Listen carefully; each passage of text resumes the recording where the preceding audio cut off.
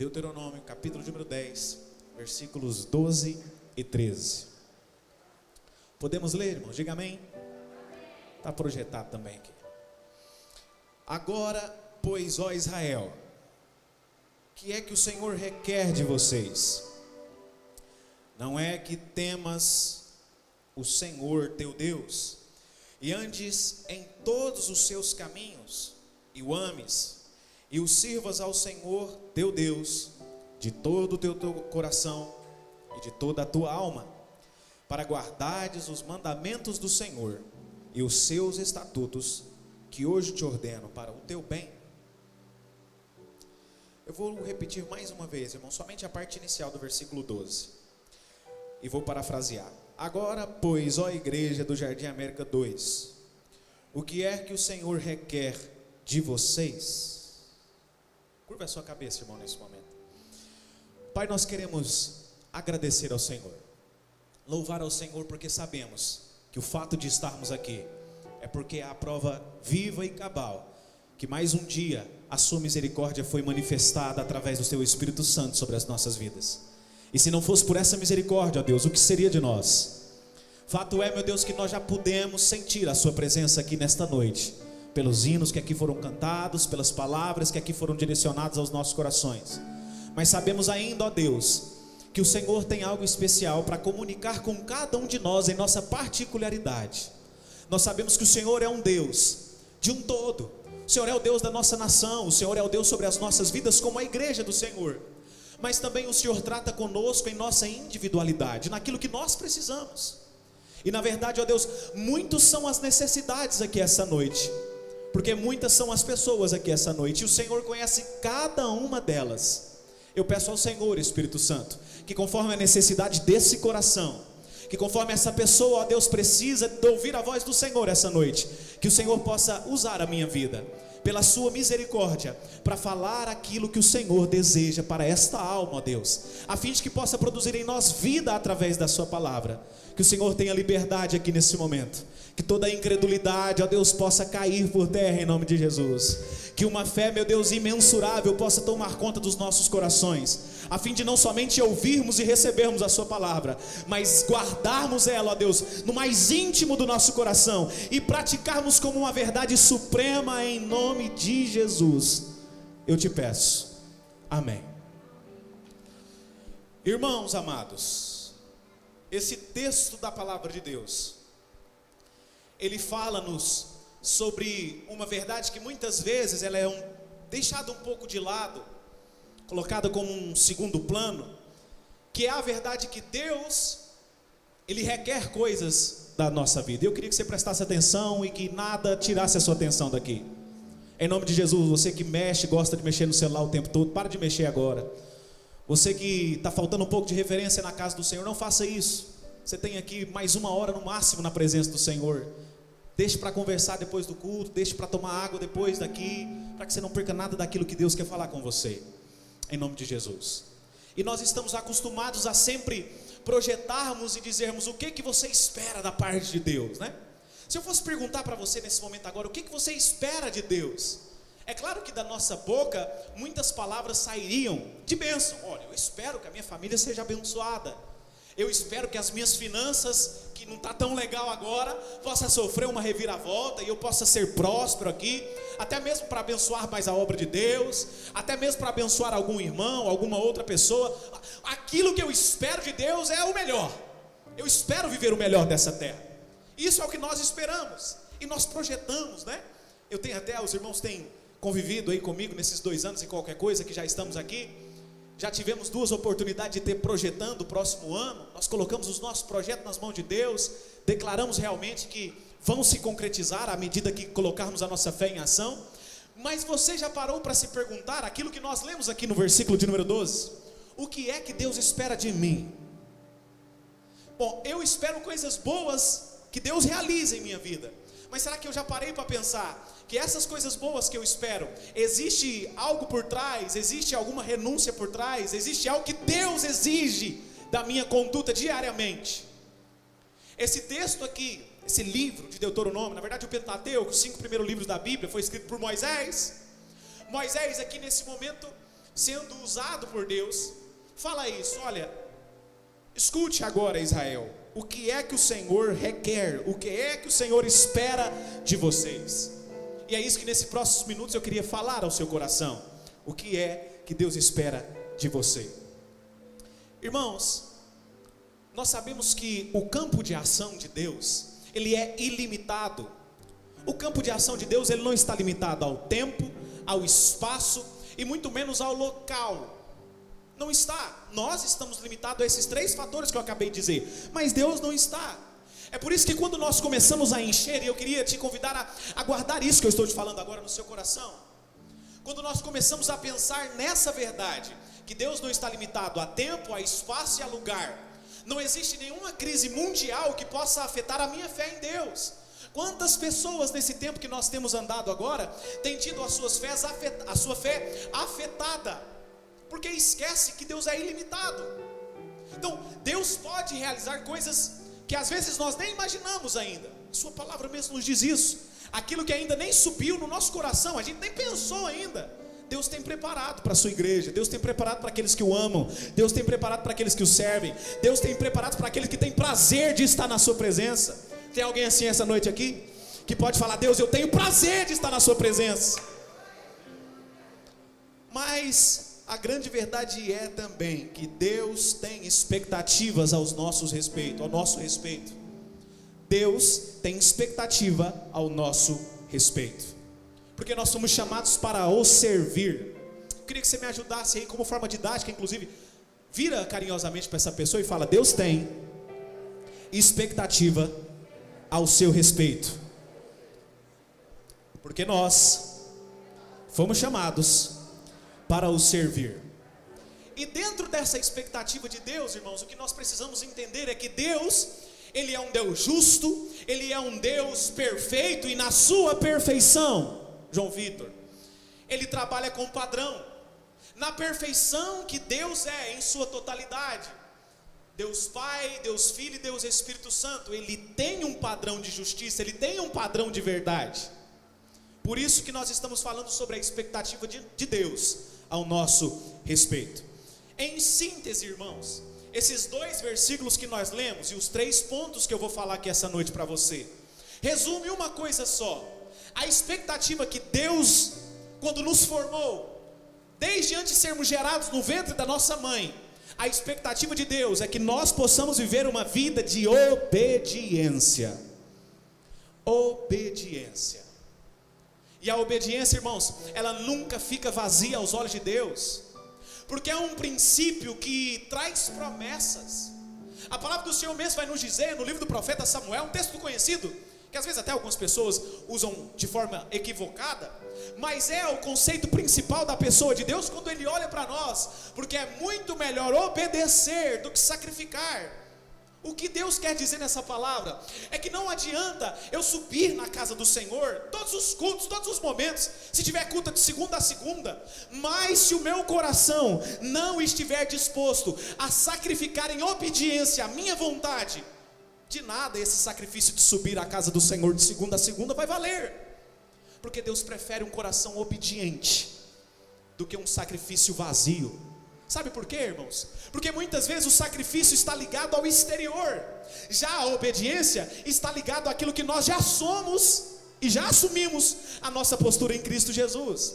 A nossa obediência, ela está ligada intrinsecamente, diretamente com o nosso amor a Deus. Se eu amo a Deus de todo o meu coração, de toda a minha alma, de todo o meu entendimento, como me diz a palavra do Senhor, né? Jesus falando com aquele jovem rico ali, né? Amarás o Senhor teu Deus de todo o teu coração, toda a tua alma, todo o teu entendimento, e amarás o teu próximo como a ti mesmo. Se eu faço isso, a obediência ela nunca vai ser pesada. É por isso que esse padrão, João Vitor, de santidade, esse padrão de obediência a Deus, ele nunca vai ser algo que seja muito difícil de ser alcançado. Mas a obediência passa a ter um prazer, porque eu amo a Deus, eu quero servir Ele com o meu melhor, eu quero servir Ele com a minha vida. Sabe, acordar de madrugada para me mergulhar aos pés do Senhor, isso não é pesado, porque eu quero obedecer e clamar a Deus, independente daquilo que eu esteja vivendo. Eu obedeço a sua palavra. E há algumas pessoas, irmãos, que gostam de obedecer a Deus dentro da sua perspectiva na palavra de Deus. As pessoas hoje são especialistas em fazer isso. Tiram alguns textos, nem entendem o contexto daquele texto, mas olha, isso aqui eu vou cumprir, essa parte de obediência eu vou fazer, essa outra aqui já não é tão necessária. As pessoas começam a dizer aquilo que é importante ou não na palavra de Deus, mas toda a Bíblia, do Gênesis ao Apocalipse, ela traz a palavra de Deus e ela deve ser obedecida por nós. Esses 2 versículos que a gente acabou de ler falam justamente sobre isso. Obediência, em síntese, é tudo isso aqui. Em primeiro lugar, irmãos, você guardar. E por que é que Deus requer alguma coisa de nós? Por que é que Deus faz exigências ao nosso respeito? Por que é que Deus olha para nós? E talvez alguém pergunte: pastor, mas se Deus me conhece, mesmo antes de eu ser gerado do ventre da minha mãe, Ele sabe que eu sou imperfeito. Sim, Deus sabe disso. Mas mesmo sabendo disso, Ele te concede a oportunidade hoje, assim como todos os dias, para você começar a fazer diferente e olhar de uma maneira diferente. Bom, se eu amo a Deus, se eu entendo o sacrifício que Cristo fez, a entrega que Ele fez por amor a mim, quem sou eu para não obedecer a Ele, demonstrar o meu amor através da minha obediência? Essas exigências então, irmãos, que Deus faz para mim e para você, está ligado ao nosso relacionamento com Deus. Obediência é justamente isso. Você que é pai, você que é mãe, você tem um padrão dentro da sua casa, sim ou não, pais e mães? Você tem um padrão. Se seu filho desobedece, o que você faz? Primeiro você chama atenção, você já não vai batendo. Inclusive, se você já bate da primeira, não faz isso não, tá, pai e mãe? Você primeiro precisa ensinar o que é o conceito, né? Ensine ali. Depois, se não deu certo, aí você entra com as palmadinhas, que faz bem. Isso, inclusive, é bíblico, né? Educa lá o seu filho. Quando meu pai me bateu, eu ficava numa raiva disso, irmão Arlen. Eu ficava numa raiva disso. Meu pai falava assim para mim: meu filho, eu vou te bater hoje, porque senão amanhã a polícia vai te bater lá fora. Eu falava: não precisa bater não, pai, não vou ser bandido não. Mas hoje eu entendo que quando meu pai me batia, não era poucas vezes, Fabrício, era muitas vezes que eu apanhava, ele só queria o melhor para mim, me ensinar um princípio, me ensinar algo para que eu não esquecesse. A minha mãe, Jaqueline, fazia assim, aí que eu ficava com mais raiva ainda, Cris. Eu e a minha irmã, quando a gente fazia, era conjunto, né? Eu e a minha irmã só é um ano, é quase eu e o Bernardo e a Ana Lisa, os meus filhos aqui, pouco tempo de diferença. A minha mãe mandava a gente ajoelhar, irmão Daniel, tirava a calça com a bunda de fora e batia na bunda de cinto. E só servia se fosse assim. Aí ela estava batendo e falava assim: mamãe está batendo em vocês, mas a mamãe ama demais. E eu falava: que ama o quê? Está batendo na gente? Mas escute, irmãos, é um padrão que a gente estabelece como pai e mãe. E eu louvo a Deus, porque hoje eu entendo cada surra que eu levei naquela época. Fez eu ser quem eu sou hoje, me ensinou. Deus também, Ele muitas vezes, quando nós não estamos obedecendo a Ele, e aí que muitas pessoas não conseguem entender, começa a viver uma vida assim, bagunçada, em todos os sentidos, as coisas não dão muito certo. Mas por que eu estou passando por isso? Cadê Deus? Deus está permitindo, corrigindo você, mas só que você não está enxergando.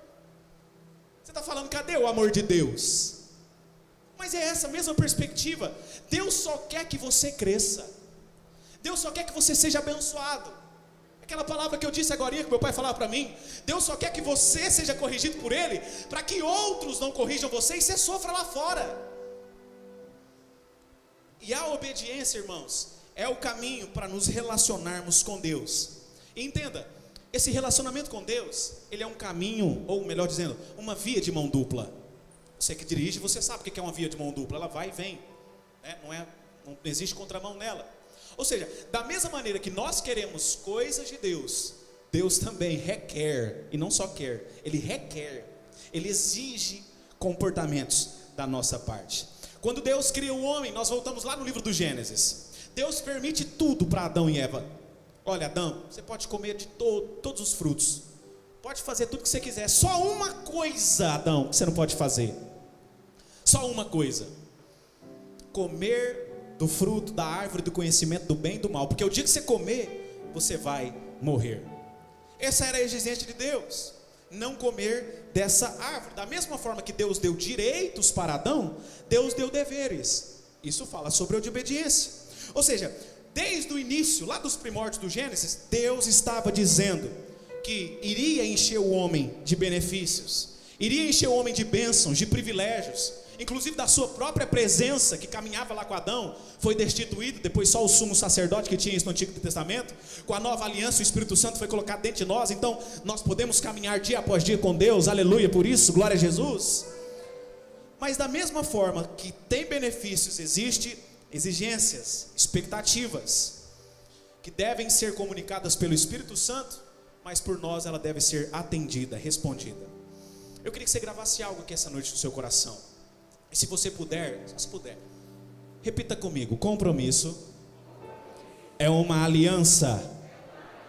Compromisso é uma aliança. Compromisso é uma aliança. E um compromisso, por ser uma aliança, sempre envolve duas partes. Sempre envolve duas partes, essa questão da via de mão dupla.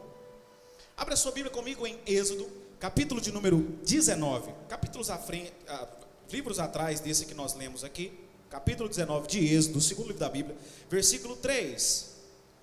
A palavra do Senhor diz assim, Êxodo 19, 3.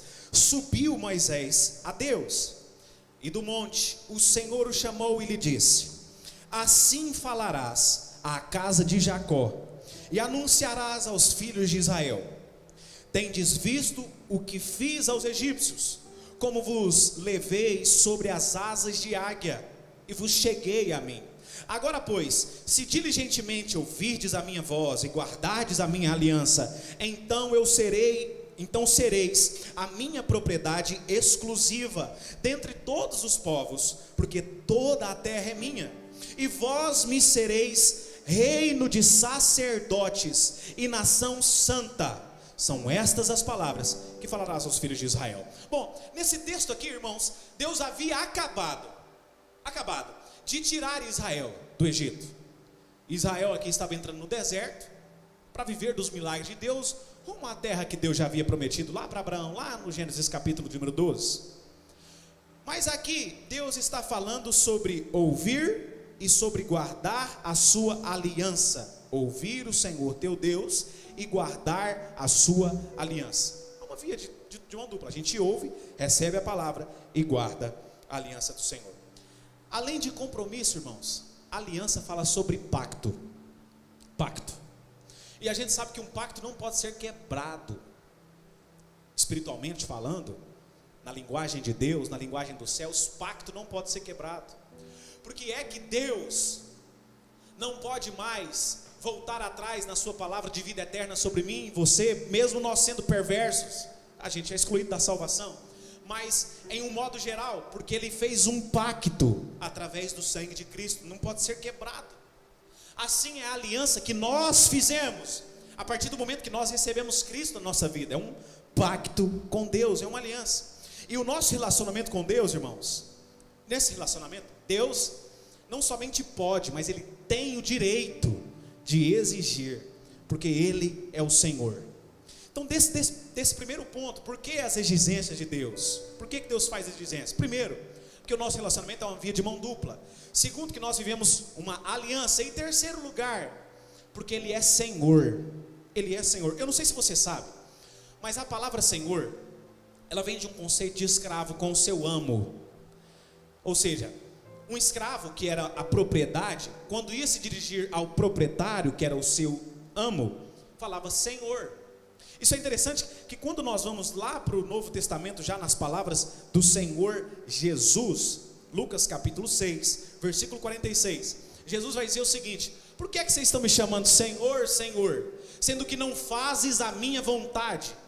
Ou seja, quando nós temos Jesus, Deus, como Senhor das nossas vidas, nós fazemos a vontade dEle, porque é isso que um servo faz, aquilo que a gente dizia no começo. Se eu fui chamado por Deus para servi-lo, então Ele é o Senhor, eu me inclino perante a sua vontade.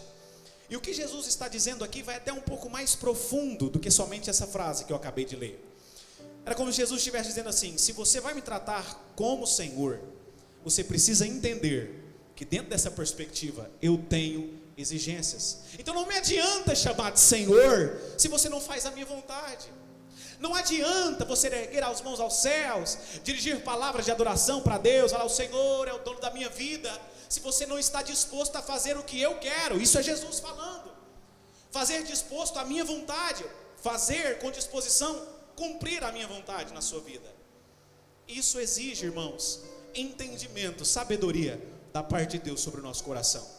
Então, a gente precisa entender esse primeiro ponto. Por que Deus faz exigência? Primeiro, que a gente está num relacionamento de via de mão dupla, que é uma aliança, e que nessa aliança, o Senhor Jesus é o Senhor, é o dono. Nós, como propriedades, nos inclinamos ao proprietário, que é o nosso Senhor Jesus. Eu não sei se você, irmãos, já parou para pensar mesmo profundamente nessa figura de Jesus como seu proprietário. Quantos aqui possuem alguma coisa? Na verdade, eu não preciso nem fazer essa pergunta. Todos aqui somos donos de alguma coisa. Se você não for dono de algum imóvel, de algum carro, de alguma coisa, essa roupa que você está vestindo, você é dono dela. Você tem coragem, de bobeira, pegar essa roupa e colocá-la no fogo, simplesmente para queimar? Não, você vai cuidar dela. Você usa ela, depois você bota ela para lavar, seca, passa, bota uma amaciante para ficar cheirosinha, né? Tem gente que gosta de usar a mesma roupa assim uns 20 dias, né? Usando a mesma calça, né? Não pode fazer isso não, tá, irmão? É bom lavar, de vez em quando é bom lavar.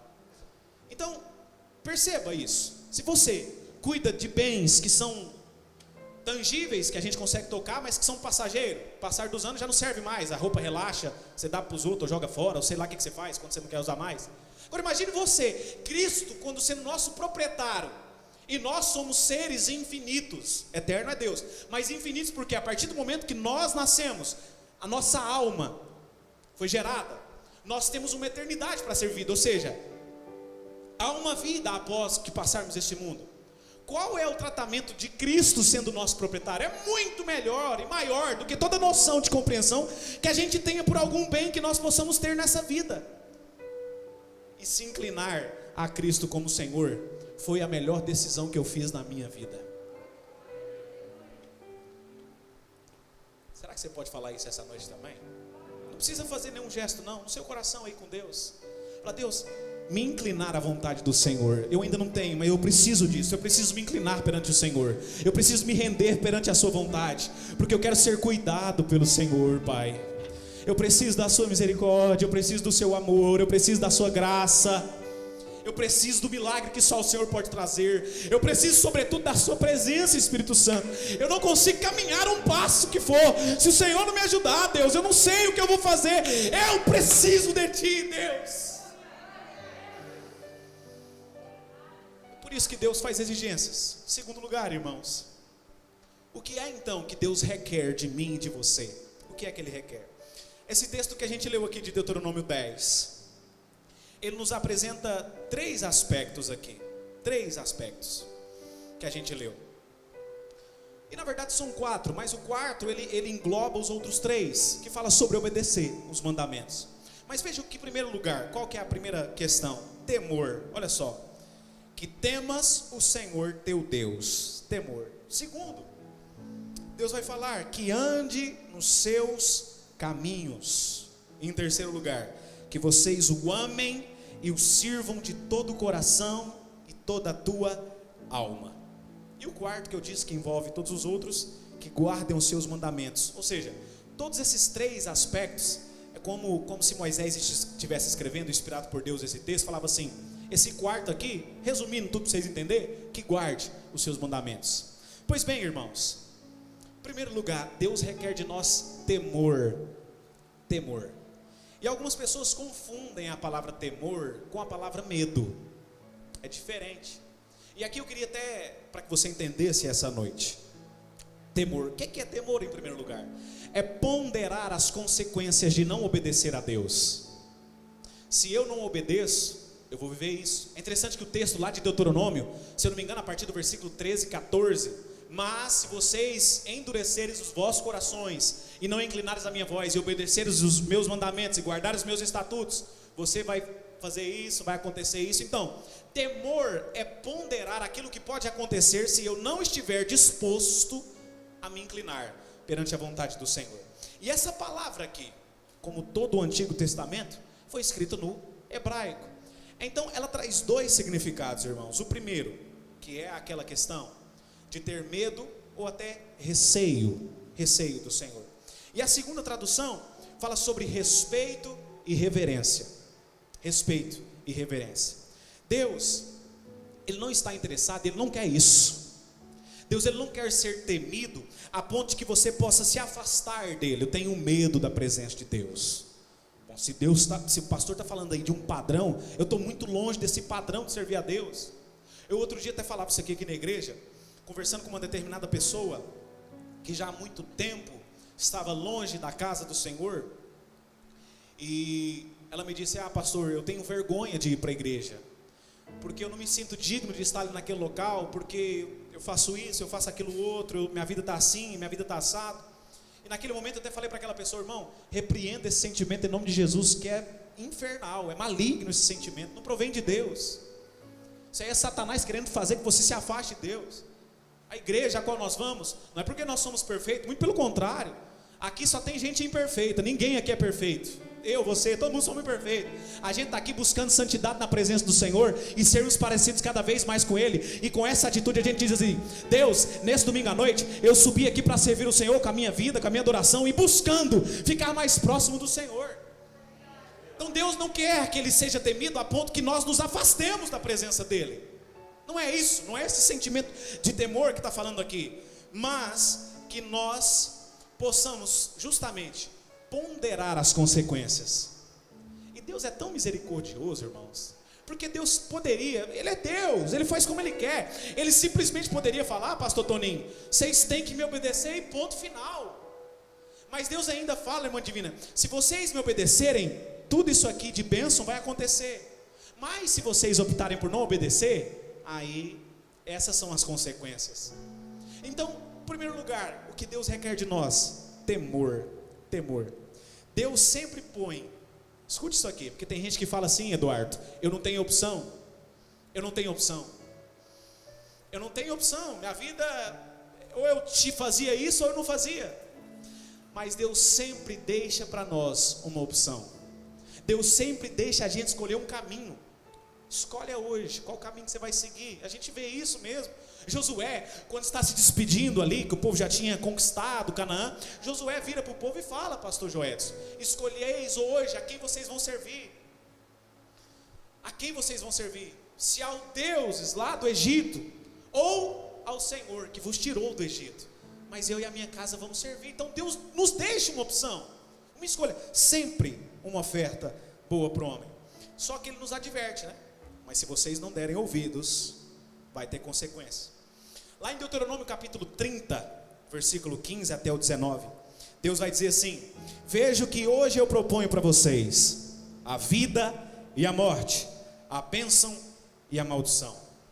Então, irmão, todos nós, independentemente da classe social que a gente é inserido no Brasil, independentemente de qualquer coisa, nós sempre temos o direito de escolha. Mas nós precisamos entender que toda escolha, ela gera uma consequência, ou positiva ou negativa, sempre, independentemente do que nós possamos escolher. Então, em primeiro lugar, temor. Em segundo, andar nos seus caminhos. O que é andar, irmãos, nos caminhos do Senhor? O que é andar no caminho do Senhor? Para você entender resumidamente aqui, já inicial, é se sujeitar à vontade de Deus. Andar no caminho de Deus é se sujeitar à vontade de Deus. Vamos ao texto da palavra de Deus, lá em Isaías, livro do profeta Isaías, capítulo 35, e versículo de número 8, que diz o seguinte: e ali haverá bom caminho, caminho que se chamará o caminho santo. O imundo não passará por ele, pois será somente para o seu povo. Quem quer que por ele caminhe, não errará, nem mesmo o louco. Ou seja, Isaías aqui, sendo usado por Deus em profecia, falando de o caminho. Existe um caminho, e ali haverá um bom caminho, o caminho que se chamará caminho santo.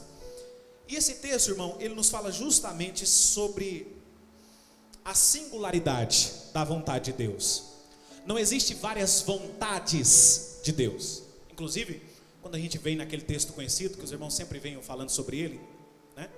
Romanos 12, vai nos falar sobre a vontade de Deus. A vontade de Deus tem 3 virtudes, mas é só uma vontade: A vontade de Deus é boa, perfeita, agradável. Isso é muito interessante porque Paulo não fala assim, as vontades de Deus são boas, perfeitas e agradáveis. Não, é uma vontade só, então é um caminho só. Não existe uma segunda opção. Não tem como nós sermos mornos. Um momento nós queremos servir a Deus, um momento nós queremos se sujeitar à vontade de Deus, mas em outro momento nós não nos sujeitamos à vontade de Deus. No domingo à noite eu me sujeito à vontade de Deus e vou lá para a igreja adorar a Deus, porque eu preciso adorar, né? A gente precisa adorar, senão a gente não encontra sentido. Mas na segunda-feira a minha vida não reflete essa realidade. Eu preciso entender que só tem um caminho, ou eu vivo ele em sua totalidade e plenitude, ou eu não ando nele. Tem muita gente que está andando em cima do muro, e quem está em cima do muro, irmãos, uma hora cai, uma hora desequilibra e cai. Não tem como você se equilibrar tanto tempo em cima do muro, uma hora no lugar, não tem jeito. Mas em nome do Senhor Jesus, essa palavra que Deus tem falado aqui no meu e no seu coração, é para que nós possamos ter uma postura diferente diante de Deus. Todos nós podemos ser melhores na presença do Senhor. Irmão, e talvez a gente olhe para a nossa condição, isso acontece muito comigo e com você. A gente vê um ser frágil, a gente vê um ser pequeno, a gente vê um ser falível, que uma hora está querendo abraçar Deus com toda a força, outra hora não quer nem orar, um minuto que seja. Aí a gente fala, meu Deus, eu estou muito longe da realidade de andar em um único caminho, que eu acho que eu estou vivendo várias vontades mesmo, como se tivesse várias. Mas escute, você estar aqui não é um acaso, irmãos. Sabe por quê? Quem governa a sua vida é Cristo. E se Ele quem governa a sua vida, foi o Espírito Santo que te trouxe aqui para te dar uma nova postura diante dEle. Irmãos, e quando nós recebemos essa palavra com o nosso coração aberto, a mudança passa a ocorrer em nossas vidas. Escute, ninguém precisa ser bom o tempo todo, e ninguém dá conta de ser bom o tempo todo. Isso é impossível. O que Deus espera encontrar em nós é sujeitar à sua vontade. Isso diz respeito à humildade. É reconhecer mesmo, Deus, eu não posso. Deus, eu sou fraco. O senhor está vendo essa situação que eu estou passando aqui? O senhor está vendo esse problema? Irmão, olha aqui para mim. Para quem que você tem contado os seus problemas? Para quem que você tem contado a ajuda que você precisa? Porque a gente é especialista para abrir a boca, colocar ela num... Como é que é o nome daquele negócio? Como? Um megafone.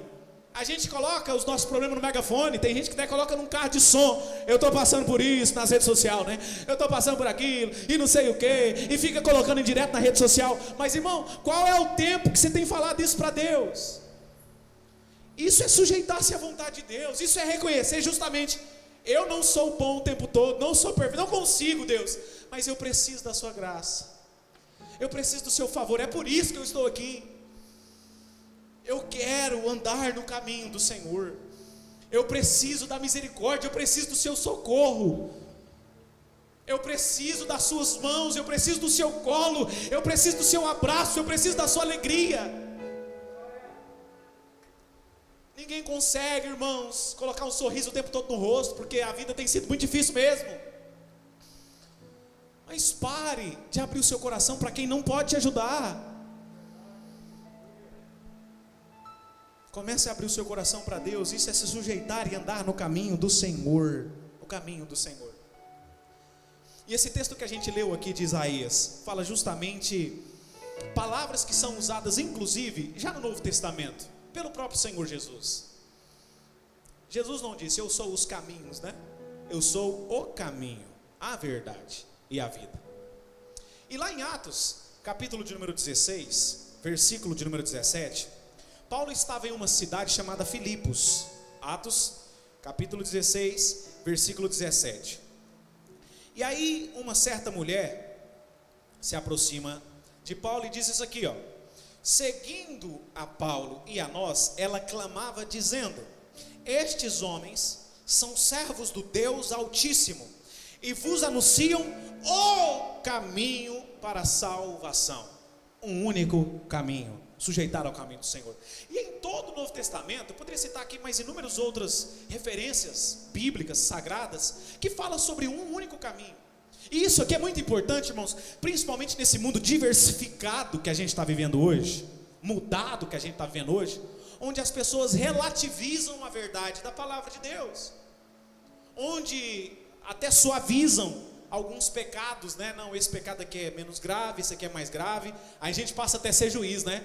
A gente peca todo dia e a gente quer condenar o irmão por causa de alguma coisa que aos nossos olhos é mais grave do que a gente está fazendo. A gente passa até a ser juiz. Mas pela mesma medida que você julga alguém, tá, irmão? Você vai ser julgado por Deus. Bom? Mas escute isso. Essa verdade aqui, ela tem sido dinamizada pelo mundo, né? Não, é relativo. Depende do ponto de vista. Eu estava vindo aqui para a igreja agora, a gente colocou uma tiara na cabeça da Ana Liz, e é um arco-íris, né?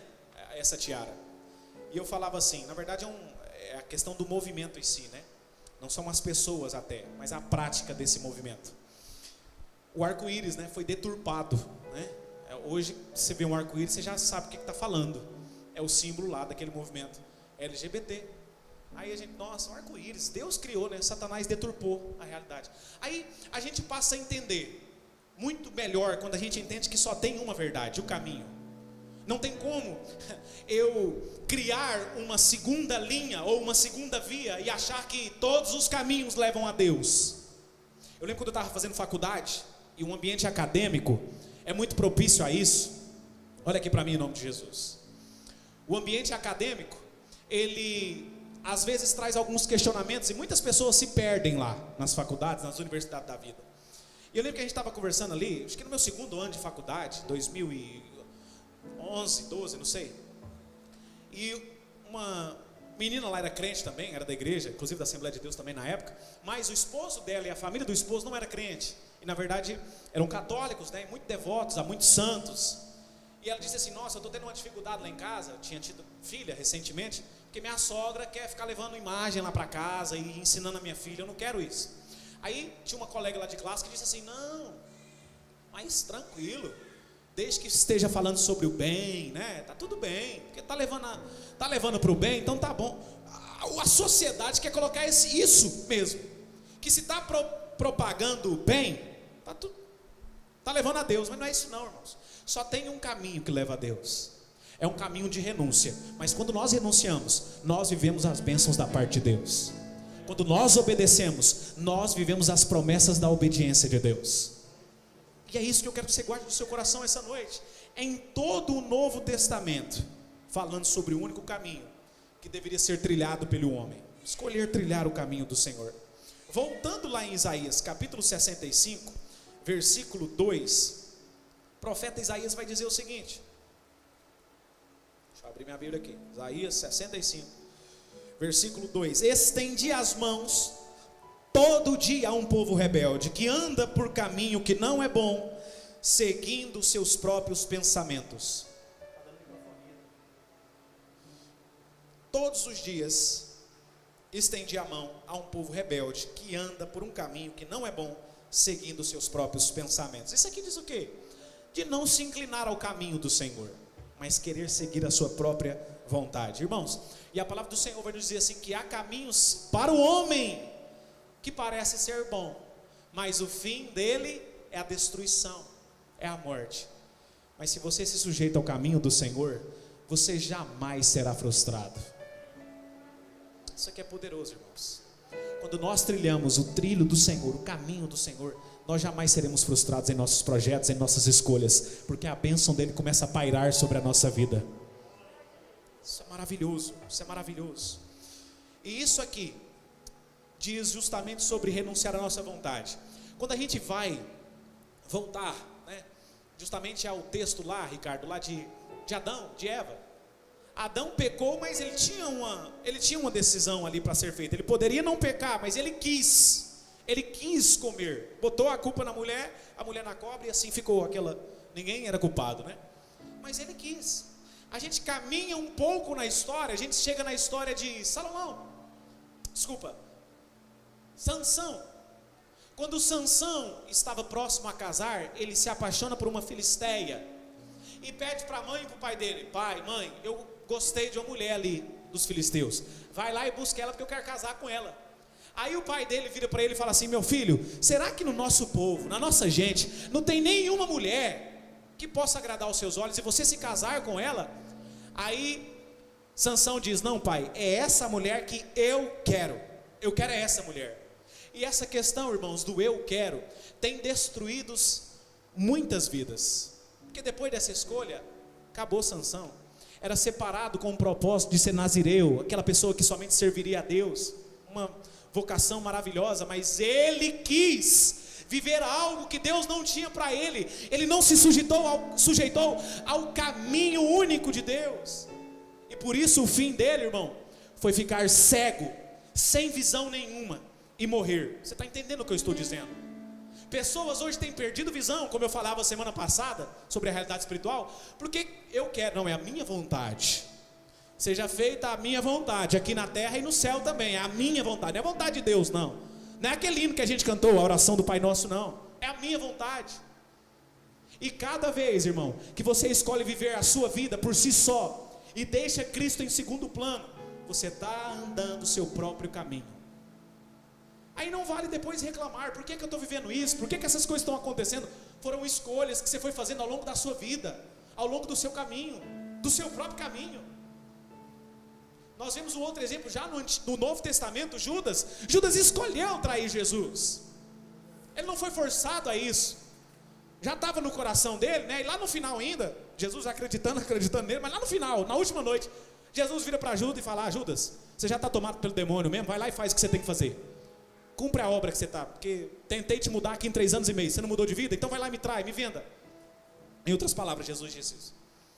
E muitas pessoas têm se afastado do projeto inicial que Deus escreveu para a vida delas, porque não se sujeitam ao caminho do Senhor. E em terceiro lugar, irmãos, Deus requer de nós amar e servir a Deus de todo o teu coração e de toda a tua alma. O que significa isso, irmão? Todo o teu coração e toda a tua alma. Significa empenhar, significa colocar à disposição de Deus toda a minha vida, todos os meus dons, todos os meus talentos, todo o meu tempo. Tudo isso eu só devolvo para Deus, porque é de Deus. Porque se é Ele que tem me dado misericórdia, me dado vida, fôlego, se não fosse por isso eu não estaria aqui. Eu só estou devolvendo aquele que está me dando. Porque irmãos, que pessoas não conseguem ser prósperas financeiramente, porque não entendem esse princípio, que o dízimo é só uma questão de devolver aquilo que Deus já deu. Eu só sou um mordomo. Aí não consegue romper, fica parado. Aí não entrega o dízimo, mas é um carro que bate, é uma doença que vem, que tem que gastar com remédio. Quem não entrega o dízimo na casa do Senhor, paga ele de outra maneira, irmão. Você fica tranquilo em relação a isso aí. De um jeito ou de outro você entrega o dízimo. É um leite que você compra mais caro, é uma carne que você compra mais caro. Outro dia eu estava indo abastecer, já depois dessa alta do etanol, eu cheguei no posto onde eu costumo abastecer. Quando eu cheguei lá, o etanol já está acima de R$4, né? Mas eu cheguei lá, estava R$3,50 o etanol. Eu penso, graças a Deus por isso, né? 50 centavos no litro, é R$25 no tanque. É muita coisa, né? Já dá quase 1 quilo de carne, não 1 quilo de carne, de segunda ali talvez, já dá. Tem pessoas que não entendem isso. Então, amar ao Senhor e servir a Ele com coração e alma é entregar tudo que a gente tem, tudo que a gente é, porque na verdade eu só devolvo para Ele, é dele, foi Ele que me deu. E a nossa essência, irmãos, o nosso vigor tem que entender isso. Nós precisamos entender isso, que nós só estamos devolvendo para Deus. Amar de forma intensa, porque amor e serviço, eu queria que você gravasse isso no seu coração essa noite aqui. Amor e serviço se misturam. Amor e serviço se misturam. Por quê? Porque, preste atenção comigo, é possível, eu te pergunto, é possível alguém trabalhar sem amor? Me responde. É possível, irmãos, alguém trabalhar sem amar? Sim, é possível. A prova disso está lá em Apocalipse capítulo número 2. Éfeso, o anjo da igreja de Éfeso, e a igreja consequentemente, era uma igreja pujante, trabalhava, tinha muitos evangelismos, ganhava inclusive a alma, estava trabalhando todo dia a igreja de Éfeso, o pastor também. Mas haviam abandonado o amor, já não tinha mais essa questão de prazer em servir a Deus, era mais como uma obrigação. Então é possível trabalhar sem amor, mas é impossível, escute isso aqui todos em nome de Jesus, é impossível amar e não trabalhar. Isso é impossível, Porque se eu amo a Deus, Arley, com todo o meu coração, com a minha alma, com o meu entendimento, eu quero demonstrar isso em obras. Você tem fé? Então me mostre as suas obras, que eu vou dizer se você tem fé mesmo. Você tem amor? Então me mostre as suas obras, que eu vou ver se você tem amor mesmo. É impossível dizer que eu amo a Deus com os meus lábios, mas não estar disposto a servir a Ele, com a minha vida, com meus dons, com os meus talentos, com aquilo que Ele tem me dado. Se eu amo, eu trabalho. Se eu amo, eu trabalho.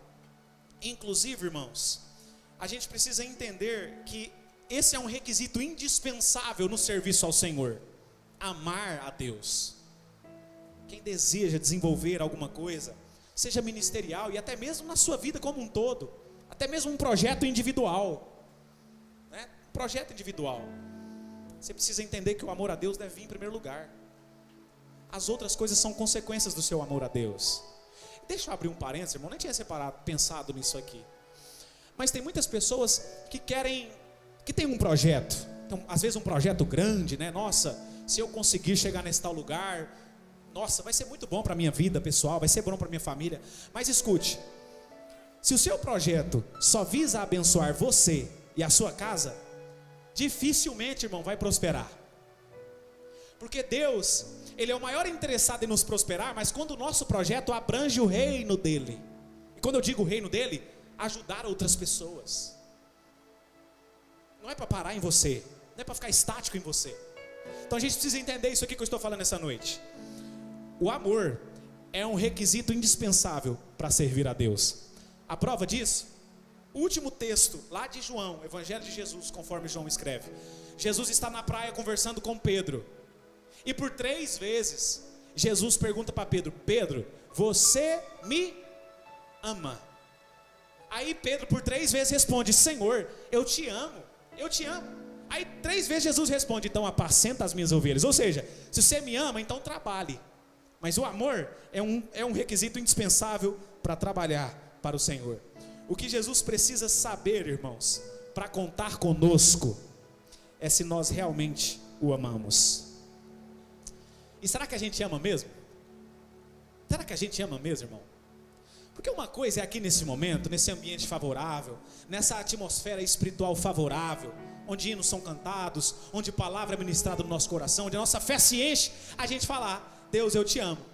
Outra coisa é nas 24 horas do dia que nós temos, 168 horas semanais, nós separarmos 1 minuto apenas durante a nossa semana para dobrarmos os nossos joelhos. E aqui dobrarmos os joelhos é qualquer posição que você quiser ficar, sentado, em pé, de cabeça para baixo, não sei, para falar com Deus.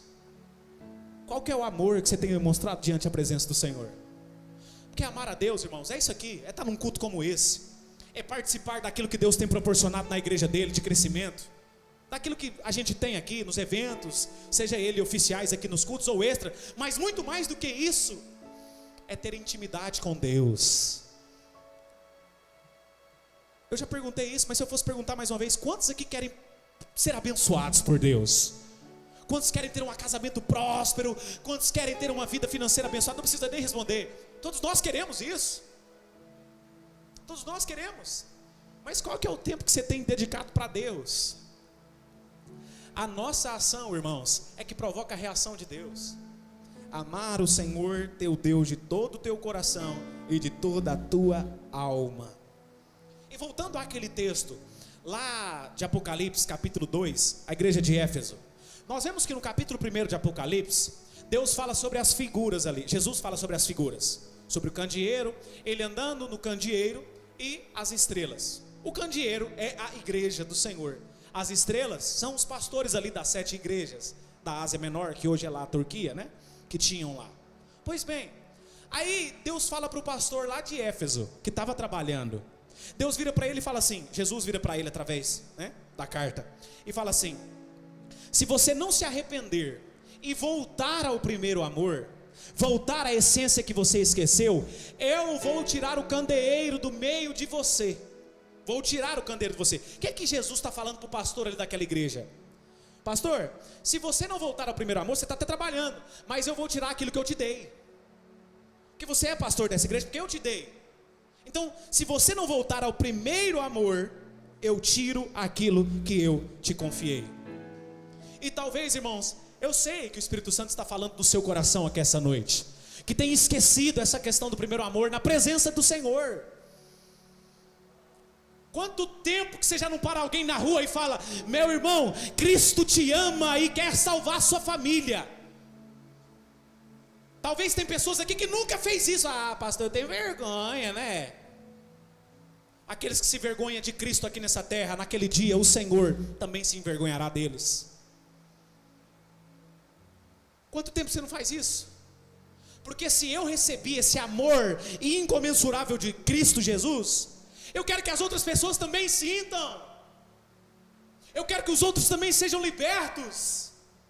Eu quero que essa igreja esteja cheia de pessoas que foram transformadas, lavadas e regeneradas pelo sangue de Jesus. Cadê o meu amor por Deus? Se eu acho um peso demais, já está bom demais eu ir para a igreja 2 horas na semana, já está bom demais isso, eu estou fazendo é muito. Só tem quase 200 horas por semana, eu separar 2 horas, isso é demais. Tem gente que acha que está fazendo demais. E a gente precisa entender, irmãos, isso aqui não é só no sentido ministerial, que eu acabei de falar da igreja de Éfeso. Se você não voltar ao primeiro amor, eu vou tirar a igreja de você, você não vai ser mais pastor. Não, isso é em tudo, porque tudo que a gente tem foi Deus que deu. Aí o que Deus está falando aqui? Jesus está falando para nós, através dessa mensagem, para o pastor lá de Éfeso. Se você não me priorizar, se você não me amar e me servir de todo o teu coração e toda a tua alma, aquilo que eu te dei, eu vou retirar. Porque é muito melhor eu ver você triste por um tempo só, é muito melhor eu ver você sofrendo por um tempo só, do que eu te perder pela eternidade. Isso aqui é forte, irmãos. Às vezes a gente vai colocando Deus em segundo lugar, vai colocando Deus em segundo, e quando a gente vê, a gente já está para lá de Bagdá, está só sendo um fariseu lá da época de Jesus, vai na igreja, veste terno, mas a presença de Deus já não importa mais, já não importa. Aí Cristo fala: eu prefiro que você sofra um pouquinho agora, que você chore um pouquinho agora,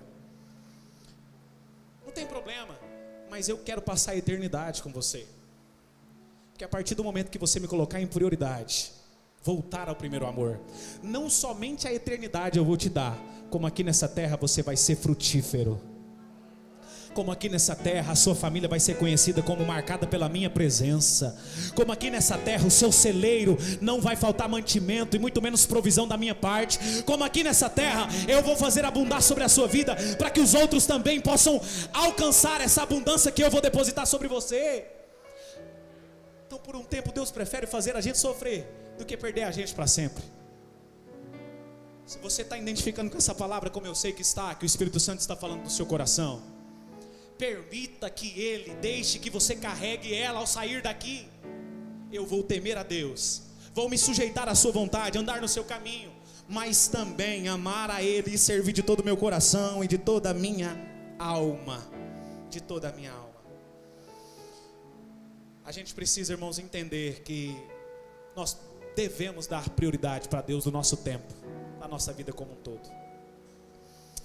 Se o seu trabalho, se a sua família, se aquilo que Deus te deu tem estado no lugar de Deus, é hora de você se arrepender e voltar ao primeiro amor. Porque hoje, irmãos, às vezes a gente até, como pastor aqui, talvez você já até recebeu isso da minha parte, né? Às vezes a gente falta de algum irmão, que fica alguns cultos sem vir, manda uma mensagem, irmão, ou liga, ou vai atrás. E aí, muitas vezes a gente ouve assim: ah, pastor, está corrido, né? Eu estou trabalhando muito. E a gente sabe, irmãos, que se a gente não tem vindo à igreja, muito dificilmente a gente tem tirado tempo na nossa intimidade com Deus. Porque aqui é só a culminação daquilo que a gente tem vivido lá. Se eu tenho vida com Deus lá na minha casa, se eu leio a Bíblia, se eu oro, se eu jejum, se eu prego para as outras pessoas, enfim, se eu tenho vida com Deus, eu tenho desejo de estar em comunhão com a igreja, para culminar a presença do Senhor, para me encher ainda mais. E se a gente vê que isso não está sendo visível na vida de alguém, a gente sabe, está longe de Deus, esqueceu, não está amando a Deus de todo o coração e de toda a alma. Mas irmãos, se porventura você está assim, eu quero ministrar como seu pastor aqui essa noite, como boca de Deus sobre a sua vida, que você vai ser tomado por força espiritual. Ou seja, o que é isso, pastor, força espiritual? Você nem vai ver como é que você está fazendo, você só vai fazer, porque é o Espírito Santo de Deus que vai te fortalecer, é Ele que vai te dar graça, é Ele que vai te dar desprendimento das coisas que você está tendo na sua vida, para dedicar o seu tempo, a sua vida para Deus. E você vai colher os frutos dessa decisão em nome de Jesus. Você vai colher os frutos dessa decisão em nome de Jesus. Se você precisa rever alguns conceitos, se você precisa rever algumas práticas, em nome de Jesus, isso não vai ficar vazio aos olhos do Senhor, mas você vai colher das mãos dele a recompensa.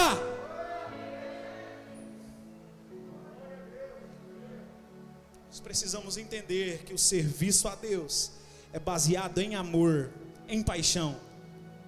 E que a partir daqui, quando a gente sabe disso, o amor e a paixão não é somente um senso de obrigação. Eu não faço isso porque eu sou obrigado.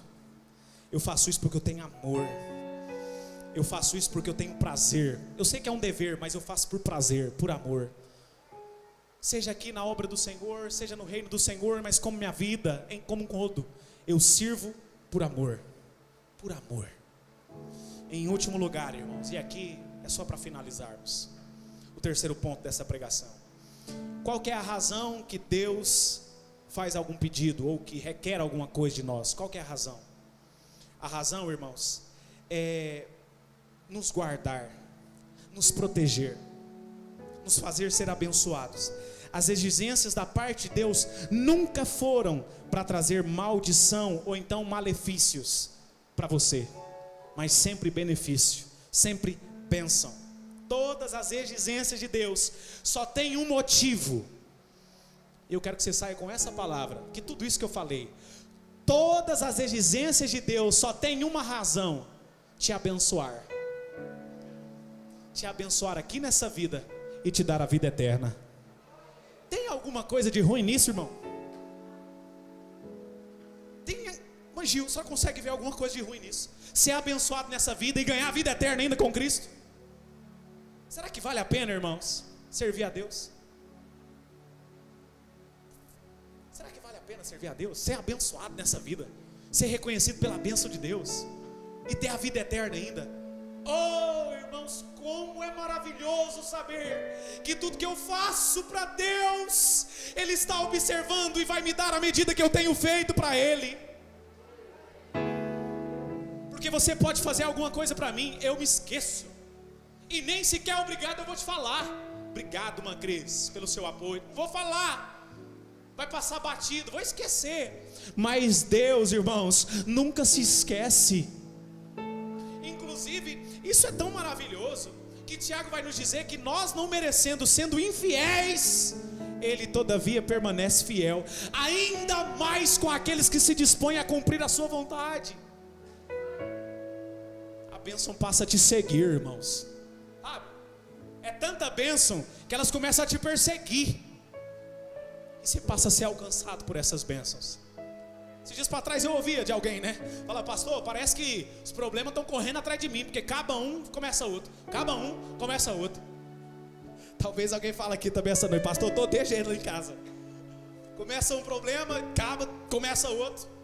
Mas irmãos, quando você se dispõe a amar a Deus, servir a Deus, obedecer a Deus com todo o seu coração, é o contrário, as bênçãos são sem fim. É aquele hino da harpa cristã, sabe? Quantas bênçãos, diga quantas são recebidas da divina mão. Vem dizê-las todas de uma vez. É tantas bênçãos, mas vem dizer todas. É isso que começa a acontecer na sua vida. E em nome de Jesus, eu quero ministrar sobre você e sobre a sua casa, sobre os seus planos, que essas bênçãos vão ser visíveis na sua vida, que essas bênçãos vão se materializar sobre aquilo que você precisa da intervenção da parte de Deus, em nome de Jesus. Fica de pé nessa noite. Quem precisa da obediência, irmãos, não é Deus. Se você obedecer a Deus ou não, não vai mudar nada para Deus. Quem precisa da obediência somos nós mesmos. E o melhor, irmãos, é que essas bênçãos não é somente para agora. Hoje é dia 29, dia 30 de maio. Não é somente para hoje, não. Essas bênçãos, elas são perenes, elas são plenas. É uma plenitude. Você sabe o que é plenitude, irmãos? Plenitude é como se vazie esse copo vazio, se ele tivesse vazio. Se ele chegar à plenitude, é nesse momento que ele está cheio. Não tem como colocar mais nada, já está pleno. Inclusive essa é a oração de Paulo. Eu oro para que vocês possam chegar ao pleno conhecimento de Deus em Cristo Jesus. Conhecer tudo que Deus é.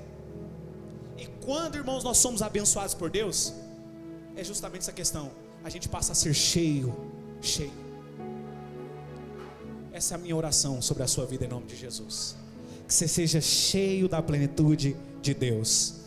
E eu queria nesse momento, para nós terminarmos essa palavra, e essa aqui vai ser a oração. Deuteronômio, capítulo 28, não precisa abrir sua Bíblia, não precisa nada. Você vai só estender as suas mãos para receber essa oração. E em nome de Jesus, é uma oração profética que essa noite, que eu vou fazer sobre a sua vida.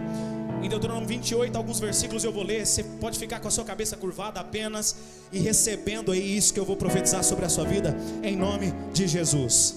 Se atentamente ouvir a voz do Senhor, o seu Deus, tendo o cuidar de tudo que você ouviu essa noite, o Senhor, o seu Deus, vai te exaltar sobre todas as nações da terra. Se você ouvir a voz do Senhor, vai vir sobre ti e vai te alcançar todas essas bênçãos.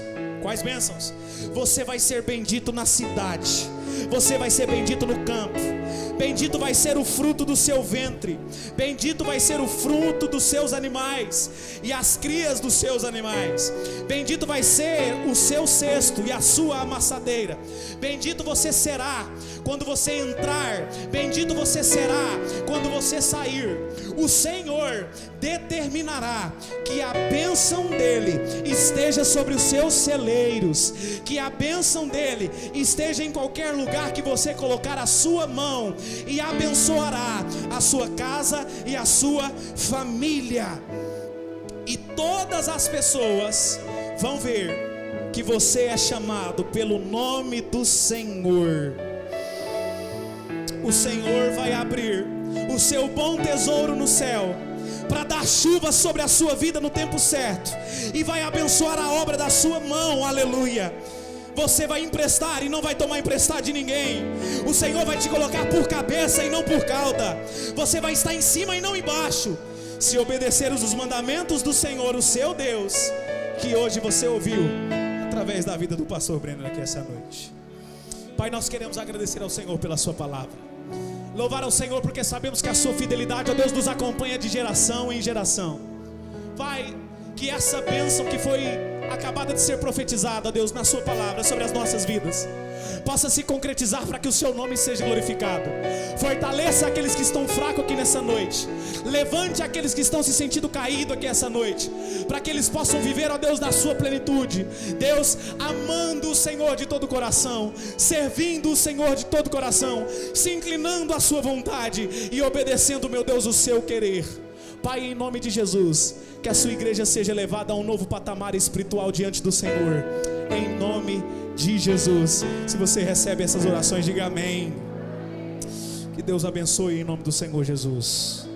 Equipe de louvor, vamos louvar a Deus com o hino.